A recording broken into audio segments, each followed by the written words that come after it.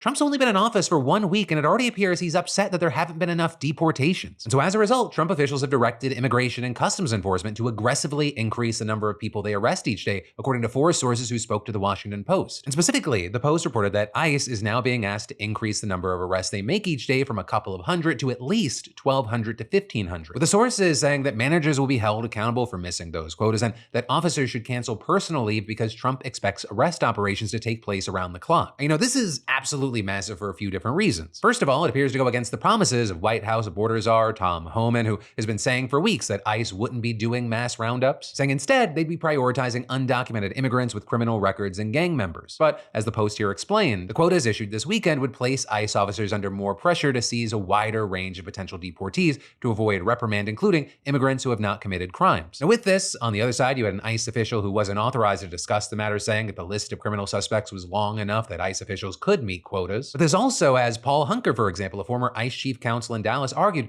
that arresting serious offenders takes a lot of planning time and staff resources to track them down. And notably, more time and resources than quotas might allow, with him explaining. Quotas will incentivize ICE officers to arrest the easiest people to arrest rather than the people that are dangerous non-citizens. And this also, as we're seeing experts warning that broad roundups are unsafe and counterproductive because they create panic in immigrant communities and draw public backlash. And this is another concern with these sweeping raids, or that the wrong people are going to be detained or arrested. And in fact, we've already been seeing reports of that in the first week of Trump's immigration enforcement efforts, even before these quotas. With, for example, numerous reports circulating about members of the Navajo Nation being wrongfully detained in immigration sweeps. And this also as the mayor of Newark, New Jersey has accused ICE of detaining multiple U.S. citizens, including a military veteran, during raids on the city. Which, very notably, this is coming as ICE raids have already been scaled up significantly during Trump's first week in office, even before the quotas. Raids have been reported in numerous cities and states across the country, with one of the most high-profile efforts taking place in Chicago. And in Chicago, ICE explicitly released a statement announcing it had begun conducting enhanced targeted operations in the city on Sunday at the objections of top Democratic leaders. So again, not just one place. Nationwide, ICE reported high numbers of detentions and arrests, with this reportedly including more than 500 arrests and around 400 detentions on both Thursday and Friday. But then also yesterday, those numbers jumped dramatically, with ICE reporting that it had arrested 956 people and detained another 554. And so a big jump not only from Thursday and Friday, but a big increase from the Biden administration, which saw about 300 average daily arrests last year. And with all this, we've seen the kind of general range of responses you'd expect. Many on the left condemning the raids and people on the right applauding them. And among the notable reactions here, you had Selena Gomez going viral for posting an Instagram story of herself crying about the general situation in regards to immigrants. I just want to say that I'm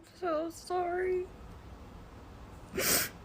All my people are getting attacked. The children. They don't understand. I'm so sorry. I wish I could do something, but I can't. I don't know what to do. I'll try everything, I promise. And so that got a ton of attention in a number of places, but especially on X. It was trending super high this morning and getting a lot of mixed reactions. Right, on one side, you had a lot of people condemning Selena and the video, accusing her of trying to get attention, saying that celebrities shouldn't weigh in on these matters. Others also taking aim at her views about immigrants or calling for her to be deported, though she was born in Texas. And in fact, it appears that that video got so much backlash and attention that Selena ended up deleting it and posted another story with the text, apparently it's not okay to show empathy for people. Though there, it appears that she's now deleted that as well. But then also, on the other side, there were plenty of people defending her, arguing among other things that it is important for celebrities to speak out and that we encourage them to do that, so we shouldn't tear them down when they do. People also pointing out that she's been vocal about immigration for years, even producing a Netflix documentary back in 2019 about undocumented families in the States. But then also beyond that, right, expanding it a bit, we saw a number of people slamming the Trump administration's decision to allow ICE raids in so-called sensitive locations like churches, hospitals, and schools.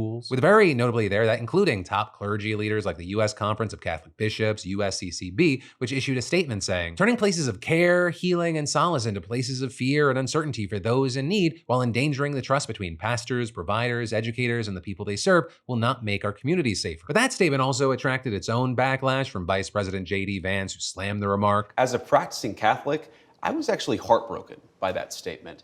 And I think that the U.S. Conference of Catholic Bishops needs to actually look in the mirror a little bit and recognize that when they receive over $100 million to help resettle illegal immigrants, Are they worried about humanitarian concerns, or are they actually worried about their bottom line? I think the U.S. Conference of Catholic Bishops has frankly not been a good partner in common sense immigration enforcement that the American people voted for, and I hope, again, as a devout Catholic, that they'll do better. Now, very notably with that, you also had a lot of experts pointing out that Vance seems to be referring to the fact that the USCCB has a massive refugee resettlement agency. And they're pointing out that refugees are not illegal immigrants. And in fact, we saw the organization itself echoing that point in a statement responding to Vance's comments, with them noting that the funding that they receive from the US federal government goes towards refugees, all of whom are, quote, vetted and approved for the program by the federal government while outside of the United States. They then also hit back at Vance by emphasizing that their efforts are in line with Catholic religious values, saying, faithful to the teaching of Jesus Christ, the Catholic Church has a long history of serving refugees. But for now, that is where we are with this specific aspect, and I gotta ask you,